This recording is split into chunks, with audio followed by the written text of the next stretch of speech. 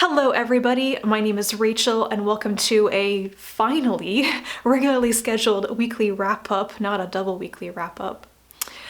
I don't know how this is gonna go. I had a really rough week, guys. Like a lot of people, I was really thrown for a loop with the election results. It shook me a lot more than I ever expected politics to be able to affect me.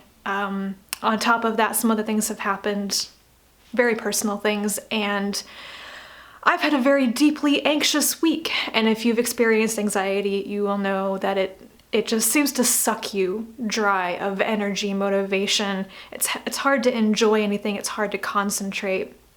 So this week, reading was really difficult. And I managed to read 3 books for all the challenges for the Rereadathon, and I finished another book, but it's times like this you know that it's hard to enjoy things, and so it kind of affects your opinion of what you're reading, and that's disappointing, but it happens. Sometimes it's just impossible to escape the context. So the one book I read that wasn't for the Rereadathon was A Deepness in the Sky by Vernor Vinge. This is the second book in this science fiction series, but it's actually a prequel that takes place like 20,000 years before A Fire Upon the Deep, which I read 2 to 3 years ago.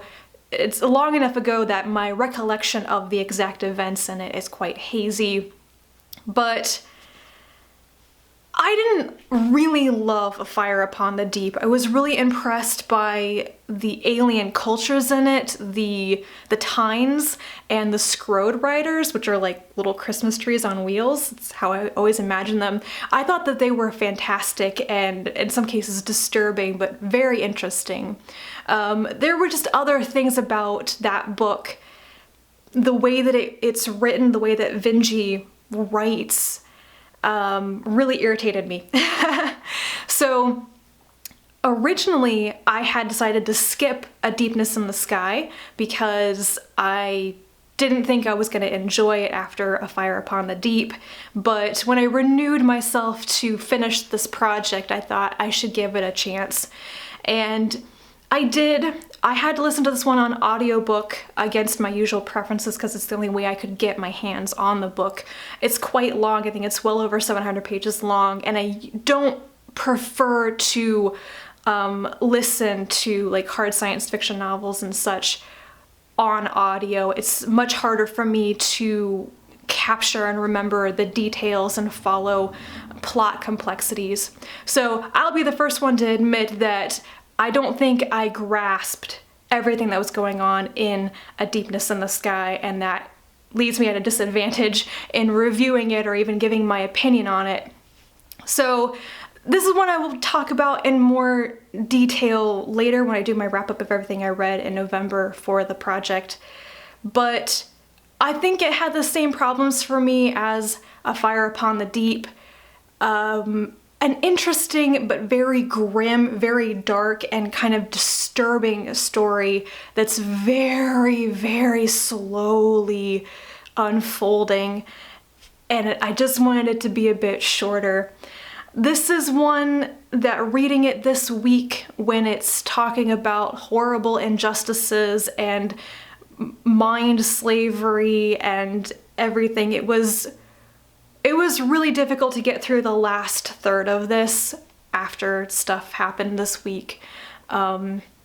Yeah, so I will try to give a better synopsis of it and better thoughts on it later, but that was probably the most difficult thing I read this week. So on to happier things. For the Rereadathon, I read Betsy-Tacy by Hart Lovelace. This is the first book in the Betsy-Tacy Tibbs series about a group of 3 friends who grow up together and all of their hilarious and interesting adventures. It's very closely based on Lovelace's actual life, and it takes place in the late 1800s or early 1900s when there aren't cars in this first one. Everybody has buggies and horses and such. I love it. My mom read this to me, the first couple of books in this series actually, to me when I was about 5-6 years old, and the books get a little older in tone as they go along. It eventually ends with Betsy's wedding and her husband and such, so it does age appropriately.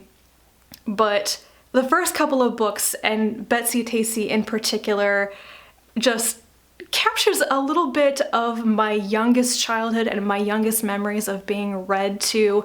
Things like the piano box that the girls turn into their little play space.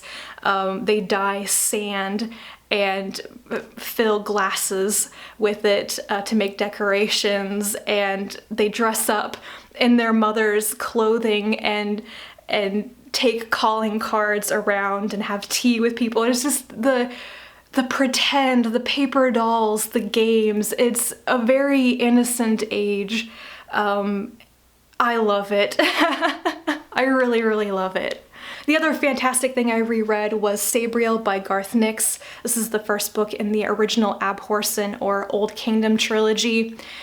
This was one of the pivotal YA fantasies I read when I was about 13, I think. I read it back in 2003. And it just was the thing for me when I was a teenager. I love the magic system.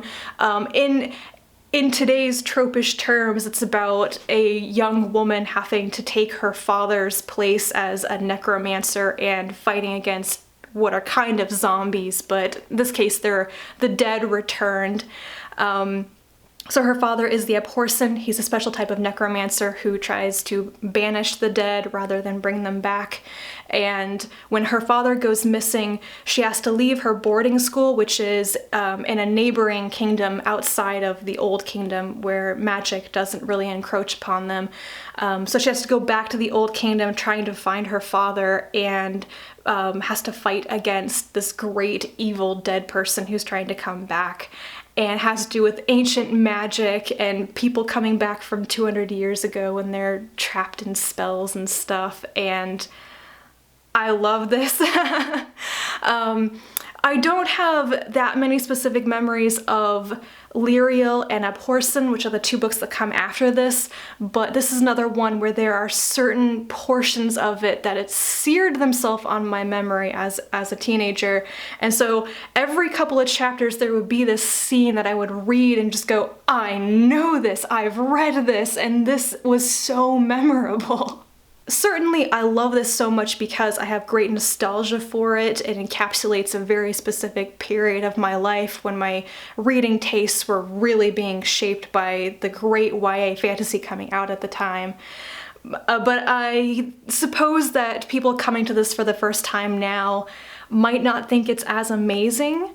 I don't really know. I thought it was great, and I have nothing bad to say about the characters or anything. One of the things that I really liked about it, reading it as an adult, is that it feels like the characters are very mature.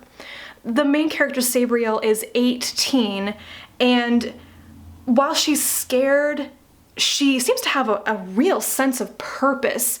She has a good relationship with her father. She learned a lot from her father.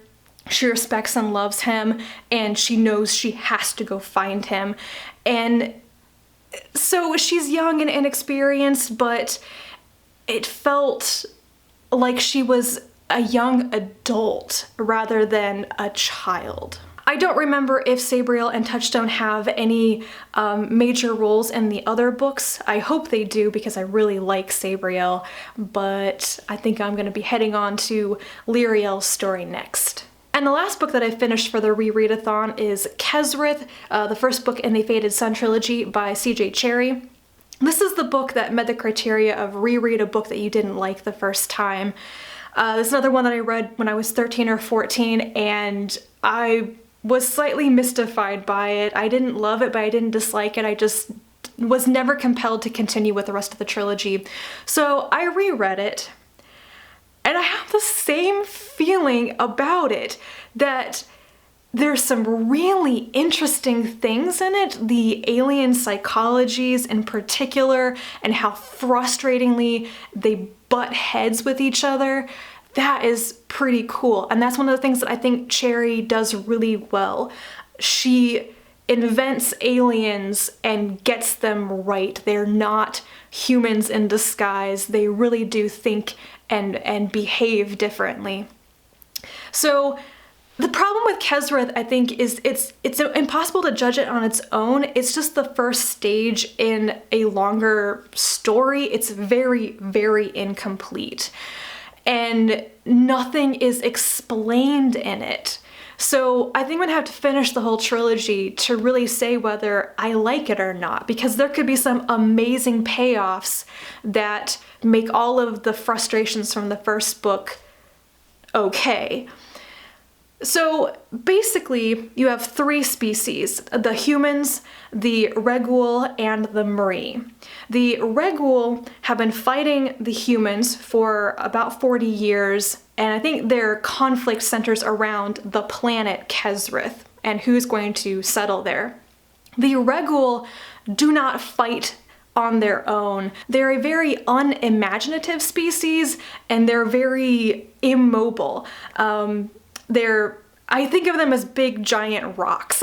As they get older, they get very heavy to the point where they almost can't walk on their own, and their elders run around in little motorized sleds and stuff. And they have the Mree who fight for them. And so this first book opens with this very confusing sequence where the surviving Mree on Kesrith are devastated because the Regul have come up with a peace treaty with the humans. Like, a war that has killed most of the Mree has ended, but they are upset about it because they're a warrior race, or one of their castes is a warrior race. That's what they do, and they have this treaty and agreement with the Regul that the Mree will fight for them, and if they don't have that, then what are they gonna do? And this is the thing that I didn't like so much about the book. The Mree and their culture and their rules, they have like 3 different castes, and who gets to know what and who does what things. They're very obstinate, and they have no sense of preservation, of personal preservation, or for their species. It seems that some of their elders who are in charge, the Shipan, know that bad things are happening, but they're excruciatingly slow to do anything about it. They're literally at a bottleneck where their species could go extinct because there are so few of them, but they're not really doing anything, and you get the sense that they are just going to go headlong into a war and kind of suicide knowingly. It was so frustrating, and the note it ends on is even more frustrating than the initial situation. So I don't know. I think I will give Shonjir, the second book, a good chance. If it just doesn't grab my attention, I won't feel too bad about dropping the series, but I really, really think I need to try getting a bit further into the actual story before I make a definitive decision. That's everything I read this past week. I've currently started a lot of other things, and nothing's grabbing my attention due to the anxiety, so we'll see what I get read this coming week. Hope you guys are having a great weekend. I hope that everybody is doing well, and I will talk to you again soon. Bye.